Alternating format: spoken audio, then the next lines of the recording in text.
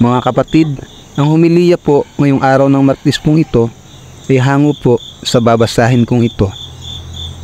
Lucas, Kapitulo 1, versikulo 39 hanggang 47. Ang pagdalaw ni Maria kay Elizabeth.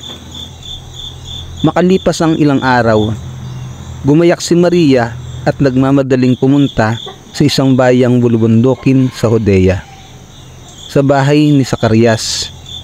Pagdating doon ay binati niya si Elizabeth. Nang marinig ni Elizabeth ang pagbati ni Maria, biglang gumalaw ang sanggol sa kanyang sinapupunan at siya ay napuspos ng Espiritu Santo. Napasigaw siya sa galak. Pinagpala ka sa mga babae at pinagpala rin ang dinadala mo sa iyong sinapupunan. Sino ako upang dalawin ang ina ng aking Panginoon? Sapagkat pagkarinig ko ng iyong pagbati ay gumalaw sa tuwa ang sanggol sa aking sinapupunan. Mapalad ka sapagkat sumampalataya kang matutupad ang sinabi sa iyo ng Panginoon.